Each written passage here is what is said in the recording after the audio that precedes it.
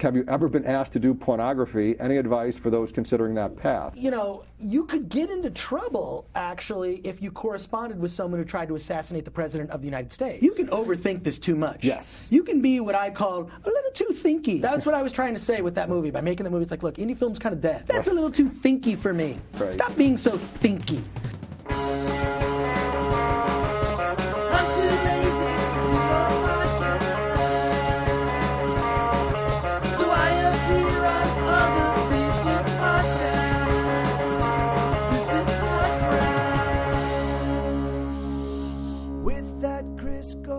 Welcome to the show. I am that Chris Gore. This is PodCRASH. This is the show where you get to hear me as a guest each week on a different podcast. You get to discover new shows. I get to talk about a variety of topics. And this week we're talking about movies and film festivals. I was on a show called FilmNut. FilmNut, hosted by a guy named Jeff Schubert. I'll talk about that later because I just got back from the Sundance Film Festival, also Slamdance Film Festival, sort of a festival palooza that kicks off festival season in Park City, Utah. And if you've not been to Sundance, I'm sure you're aware of it because there's the Sundance Channel. You've seen so many Sundance movies become Oscar-winning movies. Everyone is aware of the brand Sundance, but the experience Sundance is something that you have to go to Park City, Utah, and be in below freezing temperatures to actually experience. Now, as I'm sitting here recording this podcast, which should have come out a lot earlier, I admit, should have come out earlier in the week, you're going to hear lots of noises. You're hearing a plane.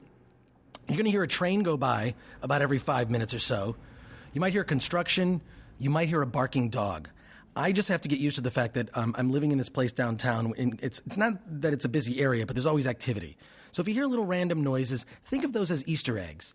Think of those as the little prize you get because you've got a really good sound system that can pick up these noises because I do everything I can to filter them out. I'm doing my best. But in any case, if you've not been to the Sundance Film Festival, it's sort of this...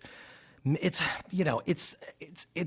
not just about showing the movies, and there's no better place to see the movies than there because the audiences are so appreciative. There's such amazing audiences there. They will be accepting of anything, and believe me, anything, whether it be technical inferiority in a film, whether it be just incredibly controversial subject matter. There's no better place to show a movie than in Park City, and I mean Sundance and Slamdance.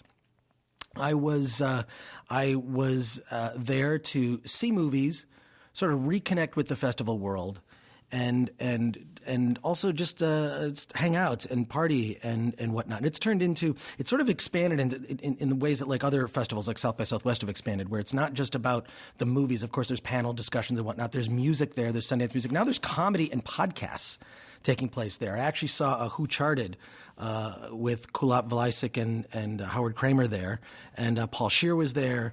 A bunch of other people doing podcast type events. Comedy Bang Bang. That was great. So I felt quite at home there. But it's so funny how just any sort of new big thing gloms onto Sundance as like this thing that this is where they want to launch whatever that thing is. But it's changed a lot. One thing I have noticed. I have to explain myself because I got into some kind of argument discussion. But what I noticed mostly, it came from this observation that there are fewer people there. Main Street used to be, they'd shut down the street. You could walk in the streets. It was just crazy, and the streets were so packed you could barely walk, in which I, of course, experienced pedestrian rage. I don't really get road rage so much at all. Like I listen to books in my car, listen to podcasts. It's relaxing, but pedestrian rage is something I do experience where I'm just walking behind someone who's not walking at the pace that I am. In any case, Main Street in Park City, Utah is usually packed with people. It's sort of the center where parties and promotional things are happening. It's also the home of the Egyptian Theater, one of my absolute favorite places because, you can get refreshments there. There's a Red Banjo Pizza, which is the best pizza in Park City, Utah. It's amazing. And then Wasatch Brewery, which is a great place to hang out as well. So what I've noticed is it seems like these sort of peripheral attendance is down. I don't know that this is necessarily a good thing. I was witnessing a discussion. A bunch of, indie filmmakers and festival veterans were sitting around a table at Slamdance, and I approached the table and thought, like I would throw a grenade in the conversation. I would just throw. I don't know why I have this. I have this desire to kind of just like take this sort of anti-stance. Whatever people are talking about, I'll say, well, think of it this way. Here's another way of looking at this thing. And occasionally, I just get really passionate about sort of a trend or a place I see things going, and I don't really have all the answers, but I do like to throw out a concept or an idea. So there were a bunch of indie filmmakers sitting around this table at Slamdance before their big party on Sunday night, and I came to the table and I said to them, just seeing the attendance and seeing that like there are fewer people just around here, it just shows to me that like the audience is the new audience is dwindling. Because if you're going to gain a new audience, and every cigarette manufacturer knows this, or soda manufacturer or whatnot, you've got to bring in the young people, you got to bring in the new blood, and it really wasn't so much present at least from my observation. It wasn't as there weren't as many people they're younger. A lot of older festival veterans still going to film festivals, and it just struck me that I wonder if an indie filmmaker would get more bang for their buck out of the context. It's all about creating compelling stories, right? Compelling stories and characters. That's what indie filmmaking is about. That's what comic books are about. That's what a lot of pop culture is about. Just a story that engages you in some way. A book, a comic book, a movie, an indie movie, whatever. And I just thought to myself, I wonder if some of these indie filmmakers would get more bang for their buck if they released their indie movies as an app rather than an independent film on the festival circuit. And having had a film on the indie film circuit, it's a film I made years ago, My Big Fat Independent Movie that I co-wrote and produced, I know that it played like 40 film festivals around the world, but I wonder if more people would have seen it if we just released it in 2 to 5 minute chunks on the internet as an app that you could just see the continuing adventures of the characters in this story. And we had some functionality to the app. I look at people like Felicia Day, who very famously wrote, I guess she had sold her script, The Guild, which was proposed to be a television show, to NBC. And she had the choice of selling it for a chunk of money, and it may never get made. It would just, it might not go to pilot. And if it was even made into a pilot, might actually not even become a regular show on television. And she decided that, you know what, I'm not going to sell it. I'm not going to take the money. She was very passionate about it. And she made it.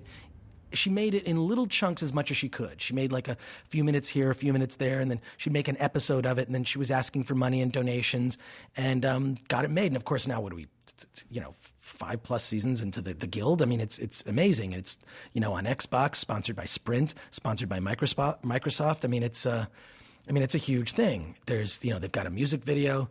I always see them traveling whenever I go to geek events.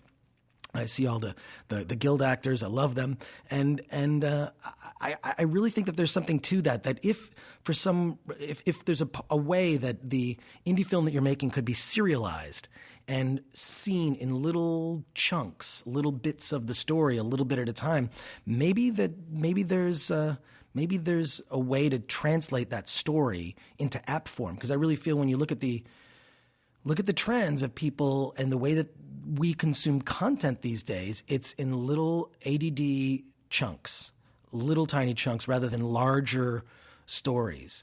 And in addition, other evidence suggests, and I threw this out there in the conversation, audience attendance at movie theaters is shrinking. There's other statistics. You can look up all this stuff. You can look up and get all the facts. I'm not going to quote the facts because I don't want to stop and use Google, but you can. Audience attendance at movie theaters is dwindling. There's only one country in the world, it's France, that actually France actually keeps track of admissions. They don't keep track of dollars. So while Hollywood boasts billions more made at the box office or whatnot, or like the box office is always up, that's just because ticket prices are going up. It's not because more people are going to see movies. And a little evidence I'll throw out there that people's habits can change. Is the drive-in. The drive-in, there were, 6,000 drive-in movie theater screens in the 60s at the height of drive-in movie theaters. And now there are about 200, a lot of them in Texas. So the point is that habits change in terms of the way that we consume storytelling. The storytelling, compelling storytelling, and, characters and characters that engage us, I think that will always be consistent. And the best way to look at this is look at characters. I mean, Batman isn't just a character that was created in a comic book. There have been books, there have been movies, he's television shows, music and soundtrack. The way that you can consume and experience a character is multifaceted. So there you go. I threw that out in the mix and said, you know what? Consider another way for people to experience it. Just because I really feel that the festival market may actually be shrinking. I mean, there's some big festivals that have gone away, and it's certainly a concern for someone like myself that really believes that's like the best way to see a movie is at a film festival when it's untainted by the marketing. When you don't know really anything about it other than the title and a description in a program guide, and that you can experience it and then have a discussion with the filmmakers after. There's no better way to experience a movie than that. And especially in Park City, Utah, where it's fun to stay indoors. But that is the best way. But if you're looking for audience and you're looking to build something like a brand or build this whole thing like the Guild, maybe there's a different way to put your story out there. And it's funny because I threw out this. I was talking to Don Lewis and the guys from Film Threat. Of course, I was hanging out with the guys from Film Threat. The only way I know what's going on with them is I listen to their podcast, the Film Threat podcast. So I was hanging out with Mark Bell and Don Lewis. We went to many parties together. And Don Lewis is writing a book called Fuck Your Festival. I don't know if that's the best title for a book. But his whole premise is that festivals are dying. And I don't know if he necessarily needs to write a book. I think he could probably just write an article or do a podcast. Well, Don Lewis, why don't you do a podcast where you discuss this theory?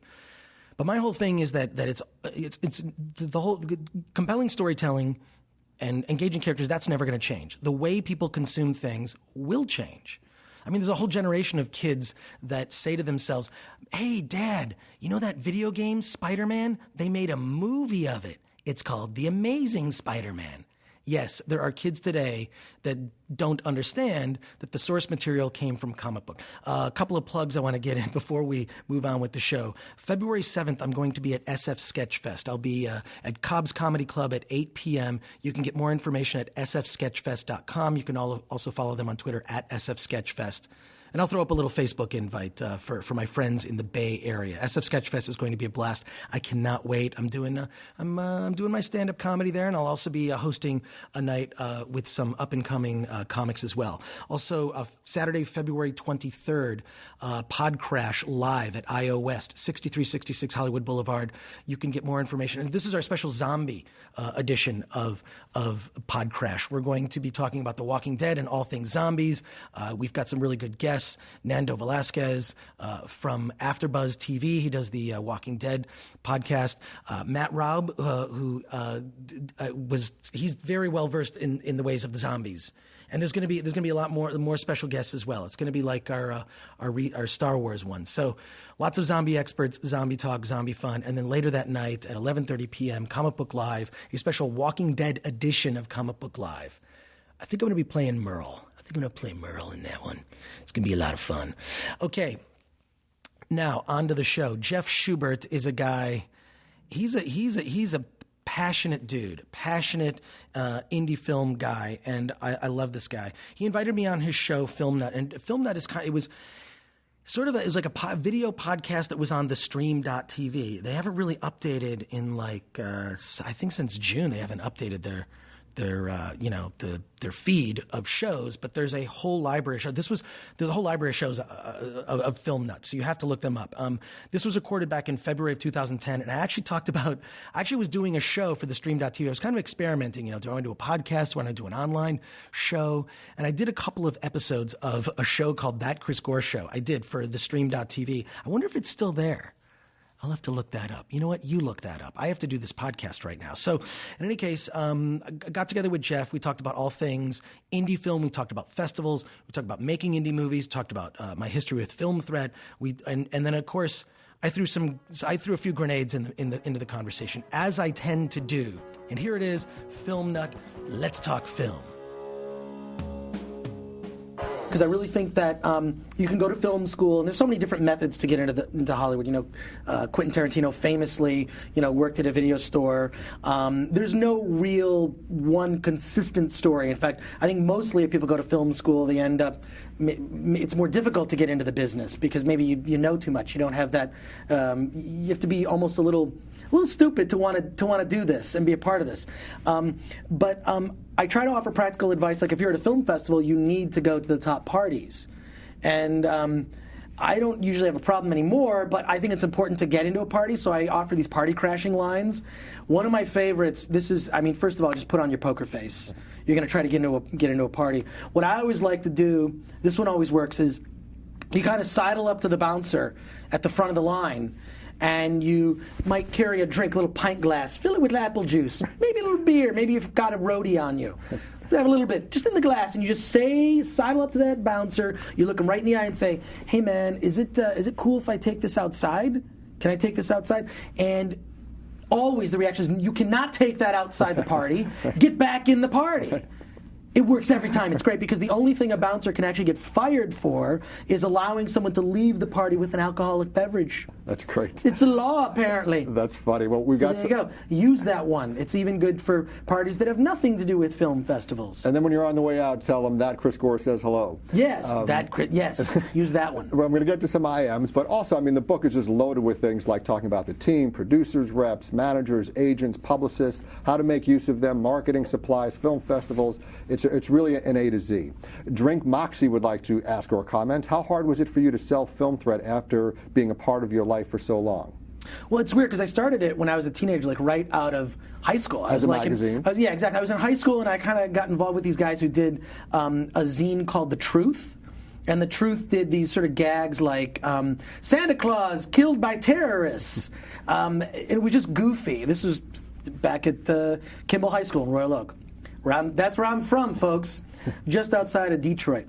And I wanted to start something that was like, there were a lot of zines out at the time. There was like skate zines and punk rock fan zines, and I was, of course, into punk rock music. I was a young punk. And I wanted to do it, but I wanted to make it about film and wanted to really cover movies that I was interested in. So, yeah, it's been a part of my life for a long time, but I kind of have branched out, it started as a fanzine, kind of evolved from there. Larry Flint bought it in the early 90s, owned it for a period of time. Then the rights reverted back to me. I relaunched it as a website, relaunched it in print, and this was at a time when they raised paper prices. And then I started this website in '96 as sort of a fallback. We'll see what happens. And now the internet, of course, is, that's the preferred way to find information. It's, print I really think is as a medium, it's great for things such as books. But when it comes to information and having it be updated, it's really the internet's the best way to go. It's my preferred medium.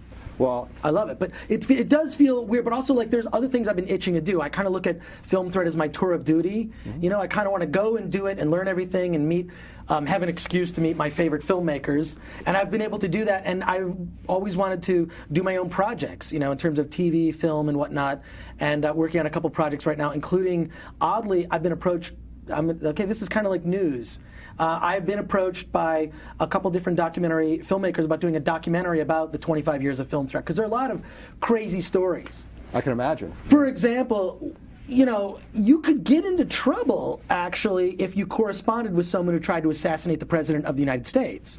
So when I wrote John Hinckley in prison, and very innocently as a kid said, "Hey, I'm doing this fanzine. Would you like to write a review of Taxi Driver, the movie? Because that was what inspired you to try and kill Reagan. Would you mind?" And then, of course, John Hinckley wrote me back. Unbeknownst to me, if you write someone who's tried to assassinate the President of the United States, people take notice. People take notice. Right. It's weird. So, I printed. He didn't necessarily review Taxi Driver, but he gave his opinion, and I printed the letter. This is an early fanzine issue of Film Threat. And I interviewed Alan Moore. In fact, I just found it. These pages of. I interviewed Alan Moore. He had just written Watchmen, and there was talk of a Watchmen movie almost instantly. This is back in '88, and I wrote to Alan Moore, and I did the interview via the mail. and he hand wrote his responses and would write little cartoons in the margin. And I have these original, I mean, I just typeset it and did the interview. It's a great interview. And he rarely does interviews. There's that same thing with Charles Bukowski. I interviewed him through the mail. This is before the internet, kids. That's right. It's before the internet, when we used phones and spoke to people with our mouths. The whole right here. Well, it sounds like it could be a great documentary, but like someone like I'm leaving out the dramatic bits, but there's a lot of just weird stuff that a lot of people don't know. It's just funny to have these different audiences now with Attack of the Show and G4 is a skewed a younger male audience. Like if I was into 14-year-old boys, I would have my pick of ass. Yeah, I actually was working on a Film Threat book, which has actually evolved into more of a book about my DIY experiences in media, whether it be like building a website, making a movie, doing. I've had a lot of experiences in my career where I could be considered unhireable just because I tend to have difficulties in holding my opinions about things back. And I just like to engage in discussions. I don't care if people disagree with me. I enjoy the conversation. So I've always had to sort of create a job for myself, and then invariably someone will like me and hire me, like G4 has done, or other television shows have brought me in. So I feel lucky for that. But this book I've been working on is going to be a long project in the making, and I think it's also going to have a lot of pictures in it because I think people would appreciate some of the rare and bizarre historical photos I've got. As for this Film Threat documentary, I'm really looking for someone else to take the reins on that. I mean, I would like to do a documentary about Film Threat, just because I've been approached by some filmmakers about it, but I need to find someone who kind of gets it and won't be me, and then can take all this material, because I actually have a huge hard drive that's actually filled with hours and hours worth of video. I've got thousands of photos. I basically Film Threat is now, for me, the experience, it lives on a 2 terabyte hard drive of content that I'm sure someone could make into a documentary, but the last person that should do it would be me. All right, let's get back to FilmNut. If you were going to produce another movie, being a film critic, knowing Yes. as much as you do about film, and you can only work with one or the other, a great writer or a great director, which would you pick? I'm going to pick a great writer because writing really is sort of these are the writers are the unspoken heroes in film, and that's why you see television currently going through a golden age right now. I mean, it's a renaissance where I guess I could watch this film. I don't know if it's going to be any good. Richard Kelly's The Box. It wasn't. Or I could watch season 2 of Mad Men, which was awesome, by the way. Right. Do you believe what happened to Peggy? I can't believe that. She's totally going to bone that priest.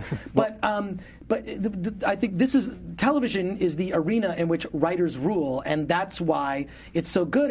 And I wrote an essay about this because I would write a column for SuicideGirls.com. I no longer do, but I also visit the site. Anyways, on Suicide Girls. I wrote this article about how TV is better than movies today, and it really is because of the writers. And the interesting thing that you notice when you really take a look at this is that TV writers exercise their writing muscles. They write something, and months later, they get to have the episode aired, and fan feedback on the internet is instant, and feedback from their peers in the writer's room is instant, and producers and ratings. They have all these different ways to get feedback. The feedback really you get for film is box office and critics.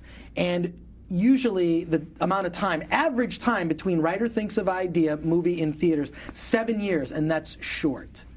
When it comes to TV, it can be as short as a few months. Work on a script, write it, shoot it, boom, it's on television.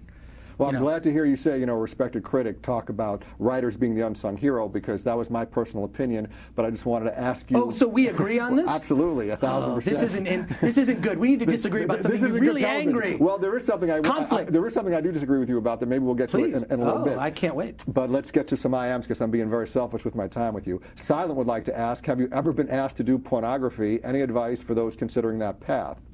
Advice for those considering that I path. can't believe my executive producer let that one Why go ahead. did you? First of all, I figure if any guest of FilmNut, let him handle it. First of all, I don't have a problem with porn. I love porn. I think it's great. I just covered the AEE show for G4. I think there are really good porn directors out there. Andrew Blake, if you're a connoisseur of cinematography, he shoots all of his films with Bolex 16mm cameras, the old wind-up crank ones. I mean, and they're beautiful. I mean, his stuff is amazing.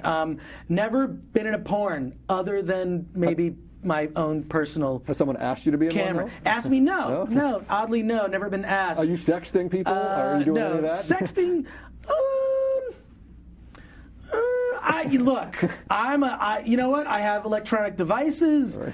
I like to use all of the features of my electronic devices. So while I've not been asked to appear in a porn, maybe what was the person? The silence. So part two. The silence is interested. So advice for anyone who want to get into porn. I have do you know any no porn advice producers? whatsoever. Okay. I would say, I don't know. I would say drink pineapple juice.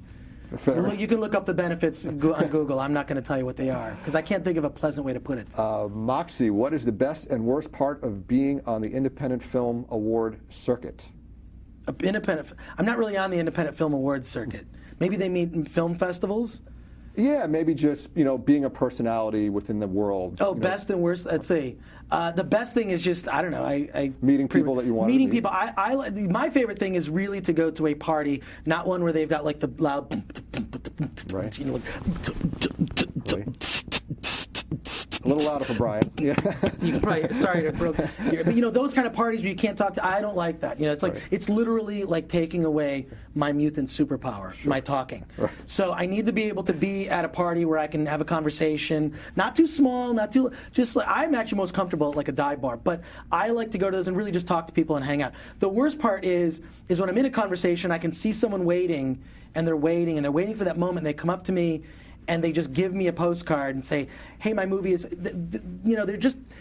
they're trying to sell something without just trying to just have a moment where you can just sort of engage in conversation. When I'm there, I just like to get to know people, and then, oh, well, why are you here? Oh, you have a film, I'd like to go see it now having spoken to you. But I don't like being sold, No, it's I cool. guess. You don't need to sell me.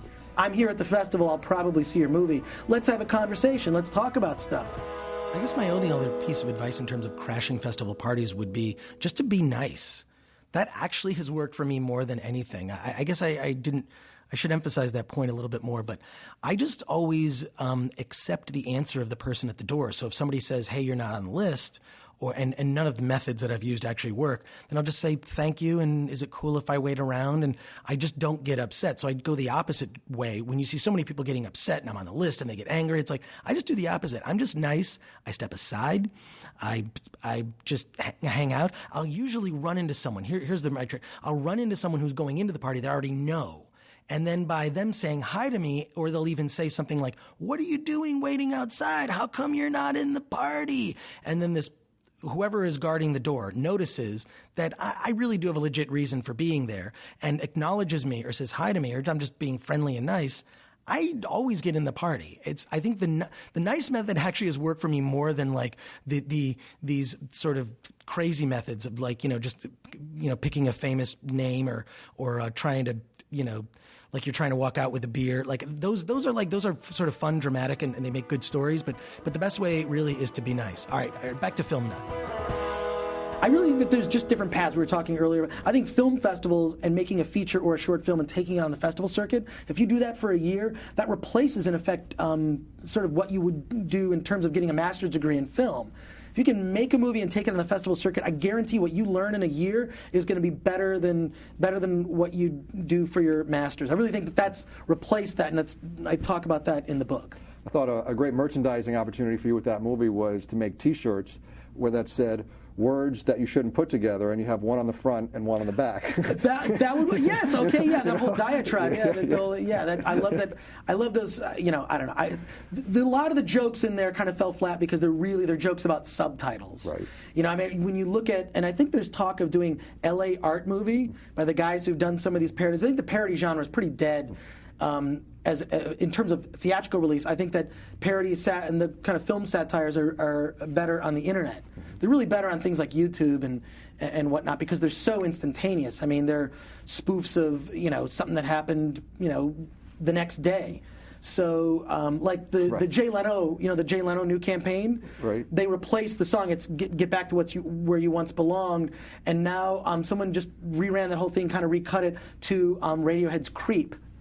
Very nice. And it's awesome. Right. It's so good. So it's instantaneous. I don't know that genre really works as a theatrical release or on I mean, it's really hard to do that. I mean, because the media is so fast now. The turnaround is light years. Yeah, fast, my whole model was look at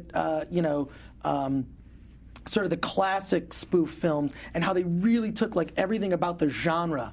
I kind of felt that independent film has been dead for a while. It sort of morphed into something else, especially with online. And that's what I was trying to say with that movie. By making the movie, it's like, look, indie film's kind of dead. Right. Kind of dead. Let's get to some more IMs. Sergeant would like to ask or comment, do you think that films today are lacking a key element that would make them classics like the films in other eras? Oh, that's a really good question. Because being an old dude, I'm an old dude. I'm an old dude. But, I'm youngish looking because this is the benefit to not getting pubic hair until you're like 16 or 17. You kind of age slower later, right? Exactly. But then I got my first gray hair when I was 19. Anyways, I'm a mutant of a different sort. Anyways, yes, the one thing I noticed, and this is one of my favorite moments that you see in older films, and you don't normally see this in movies today as much. And what that moment is, and I love this moment, and I will point this out to people, is characters thinking. When you see a character actually taking time to think, one of the best thinking moments you see is, of course, in The Godfather, Michael Corleone, thinking about his future, just sitting in that chair with his legs crossed, kind of like how I have him now. A little frightening. And then Luke Skywalker looking out at the twins' sons of Tatooine while he's standing there sort of contemplating his future. That moment in film, the moment where a character thinks about their situation is generally not included, probably because it's just not considered important in whatever it is. I just feel like I miss that, the characters taking time to think about their situation. But also, those films are different today. I think that they're, you can always talk about, the stuff in the past is so much better than stuff in the present. That's not true. There are things movies can do today that are amazing, and there are audiences today that I just think will not tolerate certain things that were done in older films. But I think that there's got to be a different way to show those types of moments. I think ADHD enters in there somewhere as to the reason why that's the case. Exactly. Look at the monkey. That's right. Exactly. Now, you recently commented on a review of Shutter Island that you said was the best review you've read all year. Forgetting the fact that the year isn't very old yet, I'm going to take that to mean you were really impressed with that review. What about that review impressed you so much? I just thought it was just first of all, it was a goof. It was more trying to be funny than anything else. I mean, the basic one sentence opener to the review was, Shutter Island, replace the U with an I. There you are. I mean, I have not seen the film, but everything about it has been mixed. I have heard people love it and hate it. So, and that usually means that I'll probably love it. But I like movies that take risks. Of course, I like Scorsese. And the reviewer loved Scorsese. Right, he just didn't like this particular film. Yeah, I like to read reviews. I mean, I prefer to read reviews where I disagree. I always find that way more fascinating. I want someone to challenge me and show me something I didn't see in the film. Show me. This is what I always like to do. I mean, I think. To me, I always get asked this: what's how do you be a good film critic? Which, first of all, I don't know why anyone would want to be a film critic now. I think there's no money in it. Look, are we getting paid? I don't know. I got a free soda. Evo, I love it. Citrus. But the thing is that you got to have. First of all, you have to have passion. No shortage of that online. There's plenty of people that have passion for film. You have to have. You have to be a good writer. Grammatical skill. You should be able to form a sentence, and hopefully, a couple sentences. You got a paragraph. You're making a point, and then thirdly, you need a sense of film history. And I think that usually there's no shortage of people with the first. The second two, good writing and film history. When I hear someone say, oh my God, Twilight is the best vampire movie I've ever seen, they probably have never seen another vampire movie. I actually kind of feel that, like, in addition to, I've said indie film is dead, but I think everybody writes that indie film is dead article or film is dead. Everybody writes that article like once a year, and then it's like sort of which is basically just a state of the industry article. It's dead, but it's really never dead. It's just evolving. So even though I've said indie film is dead, what I really mean is indie film is evolving. And as for film reviews, that actually I think is dead. I think that there are just so few film reviewers out there that I enjoy reading as much as I used to. I mean, to me, grew up with, like Roger Ebert. He was my hero. He was an inspiration. And when I read stuff now, it's a lot of it just sort of has a sameness to it. But I think what happens is like Twitter actually ends up being like this barometer for how a film is doing. In fact, I guess they're using some tracking. They just started using some tracking software where, like, when a movie opens on a weekend, just via hashtags and keywords, they can gauge an opinion based on sort of this mass audience, what the mass audience is thinking about it. But in terms of online stuff, I prefer to read news so much more than reviews. I do like the clever reviews. Clever reviews get me, and if I have to read anything, it's online reviews. But I mean, there's so few reviewers now. I mean, are actually at print publications. I mean, that job is actually kind of dying. That job is dying off completely, which is sad. It really is just whoever has a clever opinion about a film. And in fact, I've been proud of that, where I've like written a tweet that sort of sums up what I think about a movie, and then I think, well, I guess there's not much more to say. That's really pathetic and sad to do. My preference is actually, rather than a film review, I love having conversations with people that are as passionate about movies as I am, whether they agree with me or not. In fact, I prefer that they don't agree with me, because it allows me the opportunity to passionately discuss my opinion and why mine is the right one, or to listen to theirs and perhaps have my own mind swayed. So I think what we've evolved into is sort of less of a film critic culture and more of a mass film discussion culture, where we then just yell at each other because the other person is wrong because they don't share our opinion. Isn't that what the universe is like now? The entire universe, not just in the world of film, but also politics and whatnot? All right, back to FilmNut. Well, you definitely want to go for the big festival. You want to apply to Sundance, but where in the calendar your movie is complete, and if that actually makes sense. I know that most independent filmmakers plan their calendar around completing right around the Sundance deadline. That way they can find out right away, because Sundance kind of kicks off the year in terms of film festivals and what's coming out. Around January. Exactly. However, there's no right path. I mean, this is something I try to, and I point out in my introduction to the case studies section in the filmmaker interviews, basically, that the advice being given by all of these individual filmmakers they all contradict each other. And I think that a film, especially independent film, being such an individual work, what applies to one does not necessarily apply to another. We premiered at CineQuest and South by Southwest within a week. Festivals. Yeah, 2 great festivals, and then ended up selling months later to Anchor Bay Entertainment, who put it out on DVD. We did a limited theatrical in 10 cities, and they gave us extra marketing money so that we could do those theatrical releases. So there's no one answer for every film. And within a year, there's certainly, whether it be South by Southwest, whether it be Hamptons International, LA Film Festival, right. Year-round, there is always a great festival if you want to try to keep that festival premiere status to one of the bigger ones. In any sort of 3-month period, there's always the big ones. So, again, it sort of just depends on what type of movie it is. If it's a really difficult film, in terms of subject matter, I think Sundance actually is better for that. Right. If it's something in terms of comedy, horror, or music-based, I would say South by Southwest is probably your best bet for that type of film. Although Sundance shows really great, has a great midnights. Well, and that's another important thing, and why people should have your book, because you do a great bit of the research for them about the festivals. But again, absolutely go and do even more than that to find out which would be best for your film. And also, I think the problem is, and I've had discussions with filmmakers, you can overthink this too much. Yes. You can be what I call a little too thinky. That's a little too thinky for me. Right. Stop being so thinky.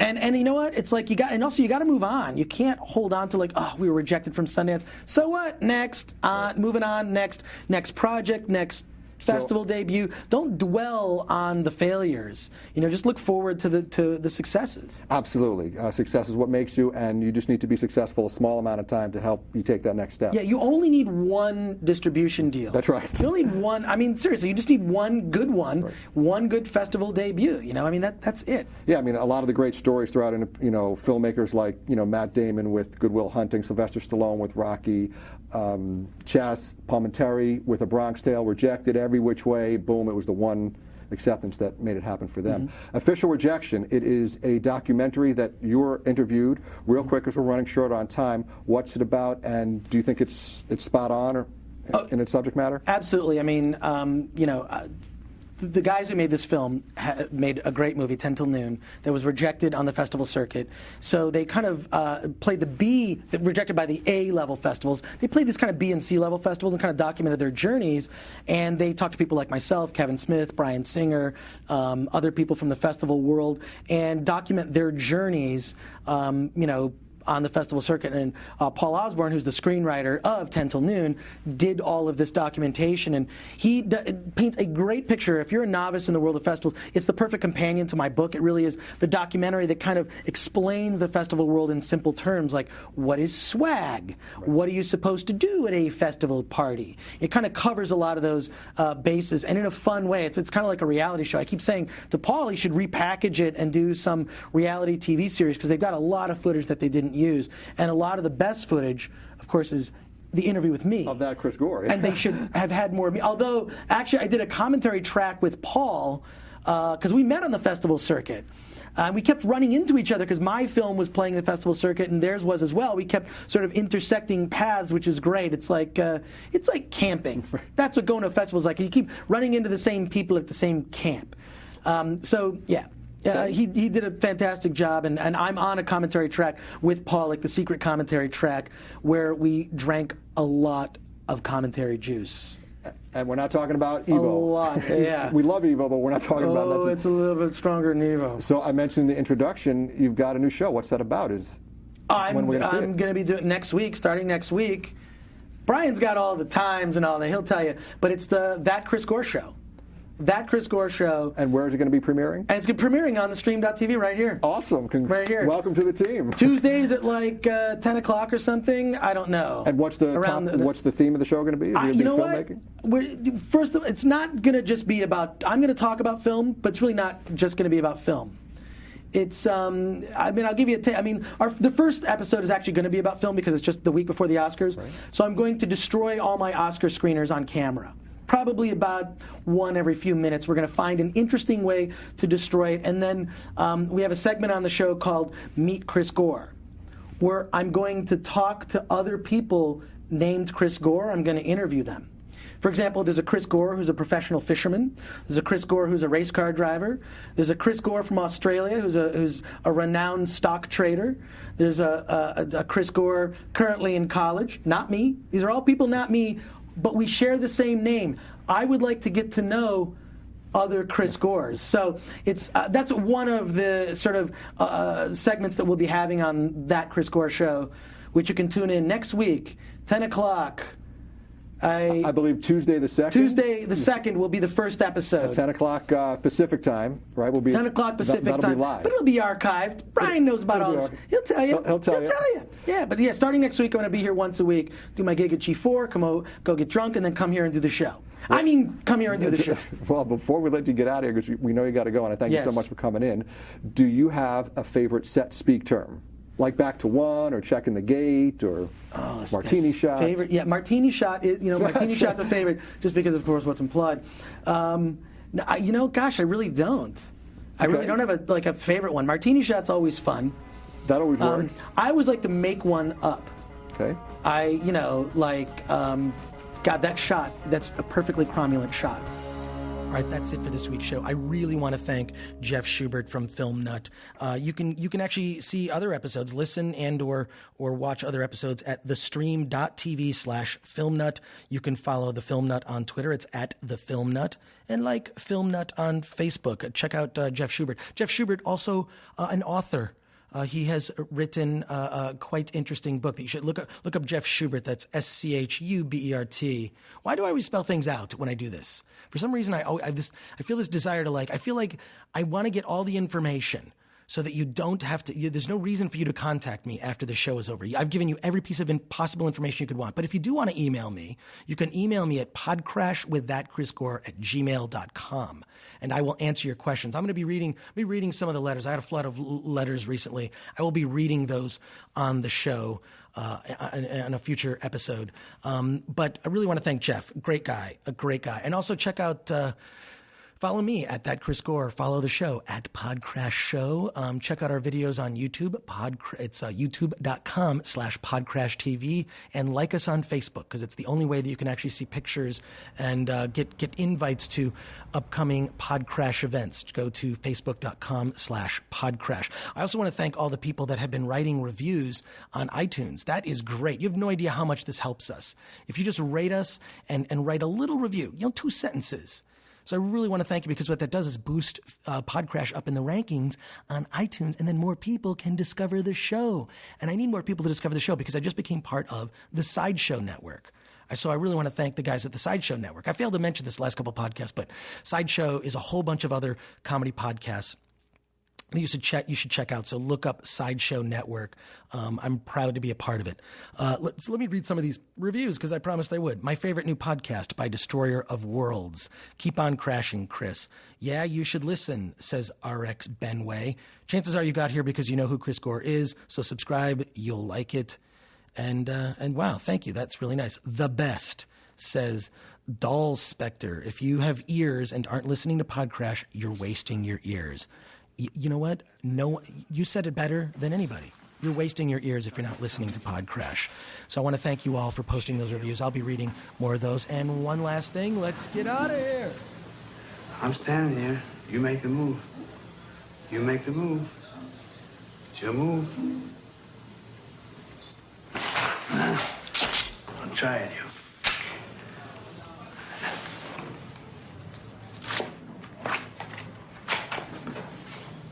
You talking to me? You talking to me? You talking to me?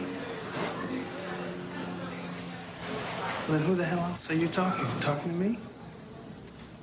Well, I'm the only one here. Who the fuck do you think you're talking to? Oh, yeah? Huh? Okay. Huh? Hey, if you're still listening to this, you're probably a lot like me. You're the kind of person that stays through the end credits of a movie and hangs out after at the festival screening, and then shuffles out with the hardcore festival goers to find out where that party is, and then find a way to crash the party by learning someone's name who you think is at the party, and you use the name at the door, and then you don't get in the party, and then you maybe wait outside and you wait for someone to recognize you, or that you recognize, and you say hi to that person, and then they say hi to you, and then what are you not doing in the party, and then you get in the party, and if you do that, that means we're a lot alike, and I like you, and for that you shall be rewarded. Send a self-addressed stamped envelope to PodCRASH with that Chris Gore, 5042 Wilshire Boulevard, PMB 1500, Los Angeles, California 90036. You will be rewarded with the PodCRASH Fan Club Kit. It's absolutely free. Just send me a self-addressed stamped envelope. That's all you got to do. And if you want to email me and ask a question, podcrashwiththatchrisgore@gmail.com. And if you're still listening after all those plugs and whatnot, you're in for a treat. You're about to hear clips from a show called Radiodrome. I'm playing the bunch of clips from the show. This was an appearance that I did back in March 2010. It ties into the FilmNut that you just heard, because this is all about indie film and film threat, and it's sort of the same period that I did the FilmNut thing, and I just think it ties in really well. So this is basically what you're getting is a double episode, but you didn't know it was a double episode until you actually kept listening. So what you're going to get is now Radiodrome, a complete other show. This is actually a radio show. It's hosted by Josh Hadley, and it's part of the Jackalope Radio Network. And I talk about everything from Film Threat to actually being a game show host. I was a game show host on IFC for 2 seasons of a show called Ultimate Film Fanatic. Some of my TV experiences, I don't know, a lot of other really interesting stuff. And this was done via this radio network. It's a bunch of clips from that show, and I think you're going to enjoy it. So what you get for continuing to listen is you get a double episode of PodCRASH. This is giant size. Remember giant size comic books? No one remembers them, but people remember them. People remember them. Giant size comics, those oversized comics. This is the double issue. This is the annual. Remember annuals? Remember they would do the annuals? They probably still do the annuals. I don't know. I only buy comic books once a year when I go to Comic-Con, and then I spend too much money, and I just buy like the collected editions because I'm too impatient. I want to read the whole thing at once. You probably do those things. We're also a lot alike. All right. So here it is, Radiodrome. Later. He said Danny DeVito's character as the Penguin looked like a pair of shaved testicles. I didn't realize that when you go into an audition, you're, I don't know, supposed to really want the job or something. It's like having sex for the first time and you're like, oh my God, this vagina feels so great, but your mom is watching. I guess the rule is that you can only say douchebag twice on Attack of the Show. Toilet poo-poo homo butt. I'm too lazy to do a podcast, so I appear on other people's podcasts. This is PodCRASH with that crystal. I think that people's memory of Film Threat is better than the magazine actually was, because I think at the time it was doing a lot of things that were like extremely radical, or it seemed then. Now I look back, it's like people talk like that and write about film like the way we did back then every day on the internet. But at the time Film Threat came out in print, I was a pariah. I mean, you know, the studios hated me. Yes, this is Film Threat magazine, and oh yeah, by the way, we're published by Larry Flint. That's what I was going to get to. Was it sucked?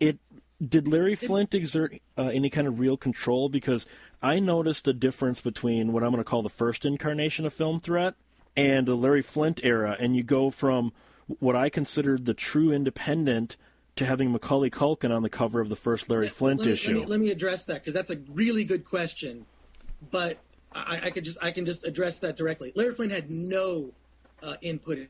And I had one of the most surreal meetings with him once where he was trying, because I was sort of, you know, at the time I was, they considered me like this magazine prodigy, because I would give advice to other magazines that were failing. I'd say, well, this video game magazine sucks and here's what you need to do. And I even took over a bunch of their magazines for a time, because I would come in, I'd change some things on the cover, I'd come up with some headlines that were interesting and funny, and their magazine sales would go up. So that was a conscious decision on my part, because I'm not sure how much you're aware of all the business and behind the scenes of Film Threat, which I'm going to guess that you're not, which is fine. Just more of my observations. No, it's perfect. It's perfectly, it makes a lot of sense. So I was doing Film Threat as kind of this underground thing when I sold it to Larry Flint. Well, now we have obligations to create something that's more mainstream because we're on more shelves. So one of the things, there's a great essay by Matt Groening out Subvert the Mainstream, and how the way to subvert the mainstream is from the inside. So my intention with the Larry Flint version of Film Threat was, because now we had a little bit of a budget. I was getting paid for the first time consistently, although not very much. I think I was making like $18,000 a year. Yeah. So my conscious decision was, we need to make this mainstream successful and then leak in stories about Reservoir Dogs and underground films and Necromantic. But we split Film Threat into 2 magazines. When that Macaulay Culkin thing came out, which was a magazine, which was a cover story about former child stars, we split Film Threat into 2 magazines. The other magazine was Film Threat Video Guide, which was all the hardcore underground stuff that Film Threat sort of began with, but we'd cover mainstream stuff, but with sort of a slant that was definitely not things like Entertainment Weekly or mainstream crap like Premiere. So the idea was Film Threat is your more mainstream version, and then Film Threat Video Guide, which was, you know, around, we basically split them in the same month, and then they were coming out consistently. And I owned Film Threat Video Guide with another guy that we started a video business with. So we started like this video label in order to help some of these filmmakers distribute movies. Like, for example, Todd Phillips distributed a couple of his films. Todd Phillips, you might know, did movies like The Hangover and Due Date, Road Trip. We did a collection of movies because he started the New York Underground Film Festival, and we put out a collection of those. We put out his movie Chicken Hawk, and we paid him residuals for his movies. So we basically just split the magazine. So the more hardcore thing that you loved about the old Film Threat was all in Film Threat Video Guide, but we cover mainstream stuff in Film Threat too. I mean, it was just the way that we did it was we can't cover it in the same way that the mainstream magazines do. For example, the mainstream magazines would all do the 100 hot lists or the 100 power people. And we would do the frigid 50, which was the coldest people in Hollywood, which, oddly enough, doesn't make you a lot of friends, but I've never really given a crap about that. So from the outside, it would seem like, wow, the magazine became more mainstream. What it did was it split into two magazines. And the other magazine was more what you were seeking for the old. So maybe it wasn't on the same newsstand, but we would always run advertisements for Film Threat Video Guide and Film Threat Magazine. So it was like basically rather than getting 4 magazines a year, now you're getting like 10 magazines a year. One's a little bit more mainstream, but with the stuff leaked in because we had this column in there that was like underground, right? I mean, it would be like Entertainment Weekly writing about some of the underground stuff, which they never did. So my idea was, let's do a more mainstream thing, and we can get people like Richard Kern and Nick Zed and Todd Phillips and some of these up-and filmmakers at the time. Let's actually cover them, but in a magazine that'll be more mainstream and trick people into reading about it. Because there's no fucking way that the mainstream movie magazines like Movie Line and Entertainment Weekly or even Film Comment were going to write about the people that I was interested in. So that was a conscious decision on my part, nothing to do with Larry Flynt. The guy could barely form a coherent sentence when I knew him there. And I only had a few meetings with him. I mostly dealt with the CFO of the company, this guy, Jim Coles. And I was really good. I just learned a lot from him about tricking people into giving you money to do things where you could get away with doing the kind of crap that I did. How did you end up actually selling Incarnation 1 to Larry Flynt? How did they get interested in the magazine? Oh, my God. Well, it was actually a guy who was the editor of Hustler magazine, loved Film Threat. He was reading it, loved it. He loved the parodies and the satire stuff that I did and wanted to hire me as a freelance writer. So I pitched him a few stories. And then he said, look, there's an opening for an associate editor position at Hustler. Would you like to be the associate editor of Hustler magazine, which basically I was hired to write jokes. I considered them in the realm of toilet poo-poo homo butt.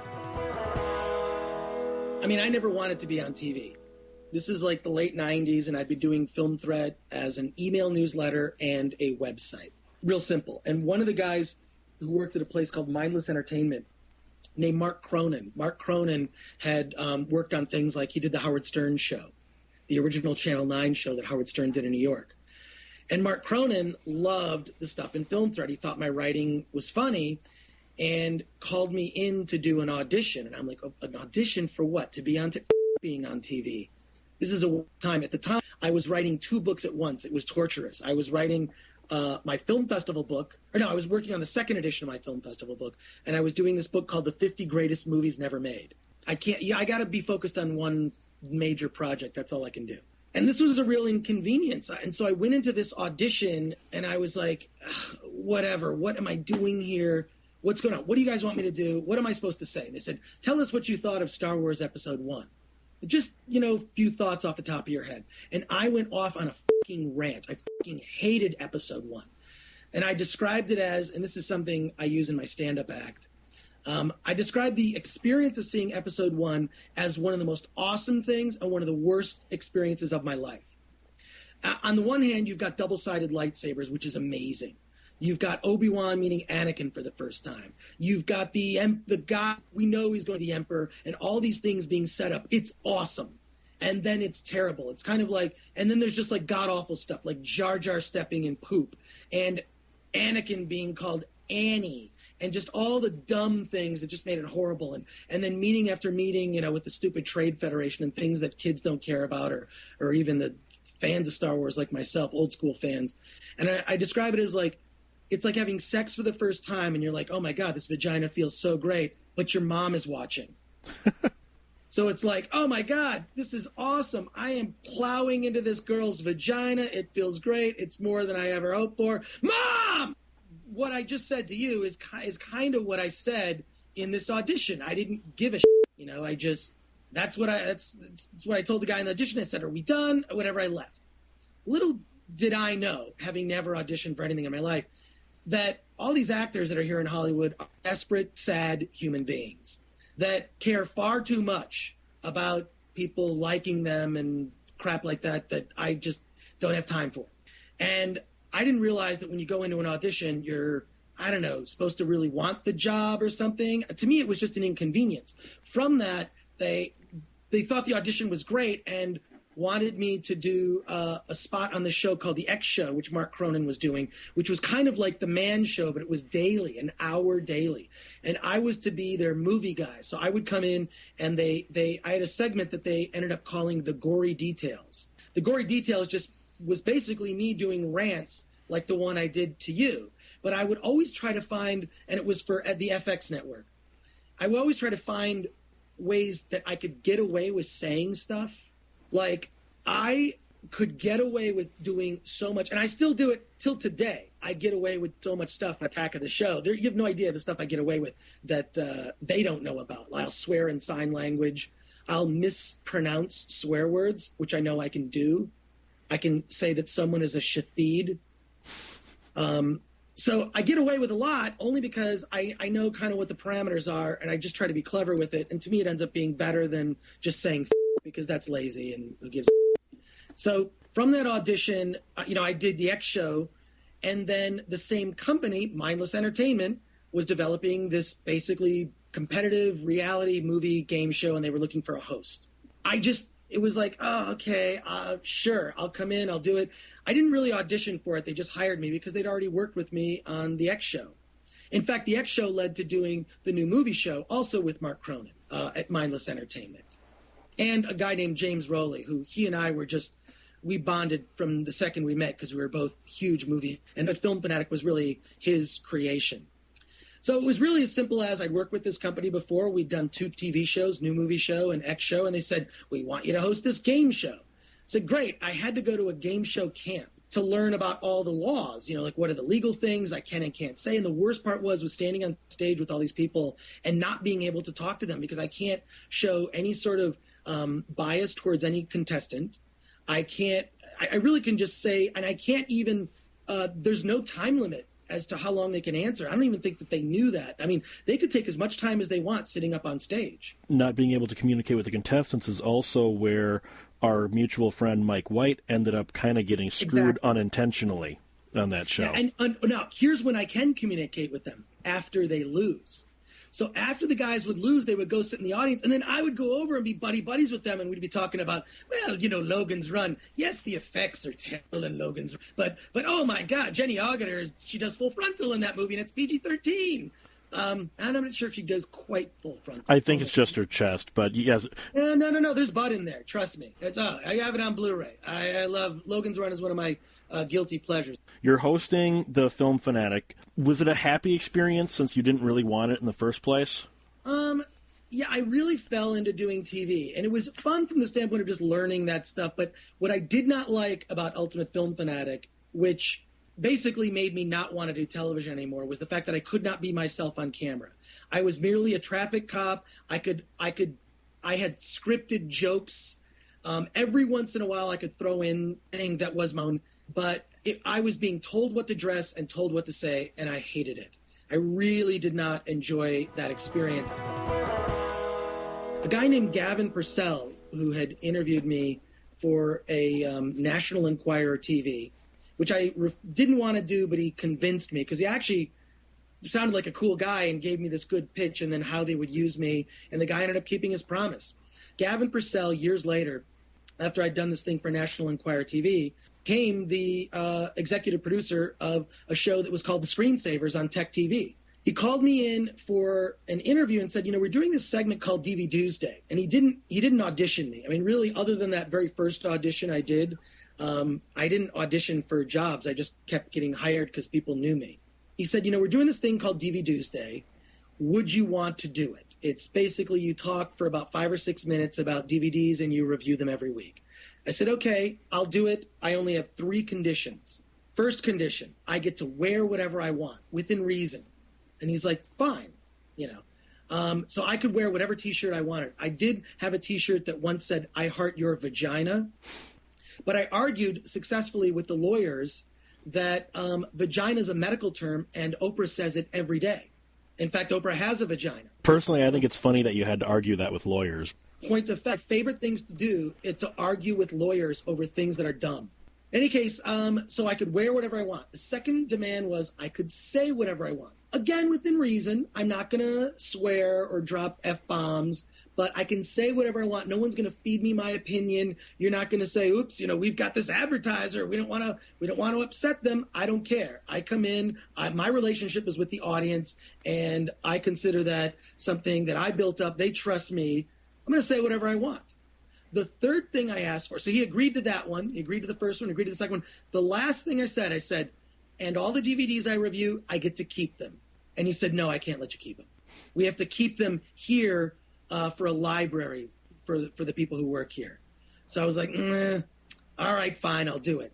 So we worked out whatever the pay was at the time, because it was just a freelance gig. It started as a freelance gig. And within 3 episodes, the screensavers changed. And I knew what the name was for weeks.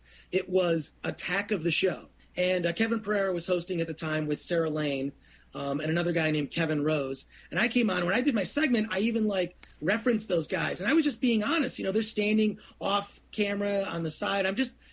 When you see me doing stuff I'm just being completely honest, which is why the producers are always afraid when I go on that I'm going to say something I shouldn't, like I've done in the past.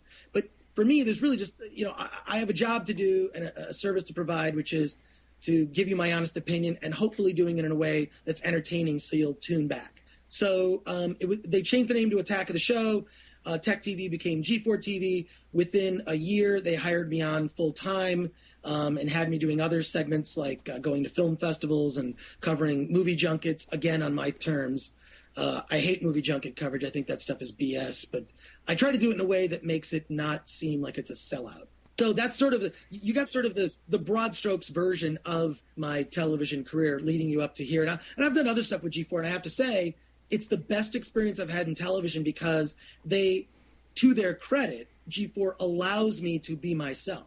I'll say, I really want to talk about, I think we had an issue where we were talking about the movie The Human Centipede. And if you know what the story of that film is about, it's difficult. I mean, I wanted to say, can I say ATM, not in reference to an ATM machine, automated teller machine, which was a bank's used to dispense money. This ATM dispenses something completely different. Yes. So I was allowed to say it, but only once because more would be too harsh. Like I know, for example, I guess the rule is that you can only say douchebag twice on Attack of the Show. So if it's uttered twice by someone, then everybody else knows, well, we can't say it a third time because that would be considered excessive. The thing is I always, and this is my whole point, when we were talking earlier about Film Threat and how you had observed that it became mainstream. You think I'm going to sit here and tell you that, no, it wasn't mainstream? Of course, because I wanted it to be mainstream so that I could actually help promote filmmakers that I personally loved and endorsed, like at the time an up-and-coming Quentin Tarantino, who was going to make Reservoir Dogs and Super 8 because he couldn't get the money. And I knew him through, various Scott Spiegelbecker.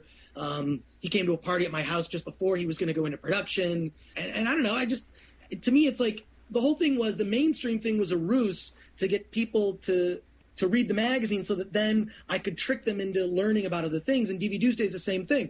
There's mainstream movies that I feel obligated to review. Yes, Avatar. But then I'm going to sneak in a review of Winnebago Man. So it's that same philosophy. And look, if you look at most of the people covering movie stuff, to be honest, they're really lazy.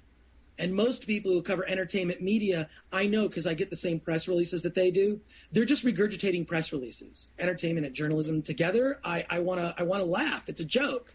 If anything, publicists have as much, if not more power than the people actually spewing the media out. See, I've worked in TV news for the last 10 years. Half the time, we would just get the AP release, and then they would read that word for word on the air, and that's what the anchor's reading. Yeah. You don't question it. It came from this source, which I guess you trust. Well, the source for most entertainment news, you know what it is? It's publicists. Publicists write that stuff. There's no questioning. And to me, I do not want to be manipulated by a publicist. And the whole thing is, as an editor at Film Threat, I was like, I'm going to decide what's important to this audience, because I'm going to guess that if I'm enthusiastic about the Turkish Star Wars or the films of Richard Kern or some up-and-coming filmmaker like Todd Phillips, those are the people that I'm going to want to write about, not because this movie is opening wide in the theaters. I think that's lazy. And so that's why I try to, with my, I mean, look, I seek out your DVDs and videos and whatnot. And you know, yes, with 2 clicks of a button, you can pretty much download anything on the internet. But, you know, not for the most part, a lot of the stuff that I'll find. And I'll find a way to kind of just organically fit it into the segment. And I do this, you know, as much as I possibly can on DVD Tuesday. I'm doing a thing where we're covering the Walking Dead DVD, and then I'm going to do a roundup of zombie movies on DVD without Of the Dead in the title. Yeah, so you'll be able to find that on the internet. If you like zombie movies, check out my segment. You can go to thatchrisgore.com, where I repost all of my videos. If you just look up zombies, you'll probably find it. How did you feel about the success and or non-success of My Big Fat Independent Film when that finally came out? Well, it depends on how you define success. It's successful from the standpoint of that it made money. It's successful in my mind as I learned a lot of lessons about how to make a good film. And one of these days, I hope to make a good film. And I'm not saying that My Big Fat Independent Movie is bad. If I had to rate myself, I'd give myself a C. I'd unfortunately give myself my own self a rent. But it was a great experience from that standpoint. It was unsuccessful because that's what all the critics decided that it was supposed to be. Because I really felt that there was, frankly, a lot of professional jealousy. I mean, I'm a guy who was a guy who was known mostly for, not that that's all I did, I was known mostly for critiquing movies. I do not consider myself a film critic at all. In fact, I give my 3 out of 5 stars. I had to rate myself as a critic because there are much better critics out there. I offer perspective that is different. I will offer insights that you may not have noticed. And even more than offering insight, it's more important that I be entertaining and funny, because I think that what that will do at the end of the day will make you remember most of the things I say, whereas for the most part, if you watch a critic, you'll remember what maybe the verdict was, but you're not going to remember what they said. So my whole idea with My Big Fat Independent Movie, I had met Rod Lurie and become friends with him, and he was one of my favorite critics to read because he was so brutal. He wrote a review of Batman Returns. I can quote you what he said about Danny DeVito.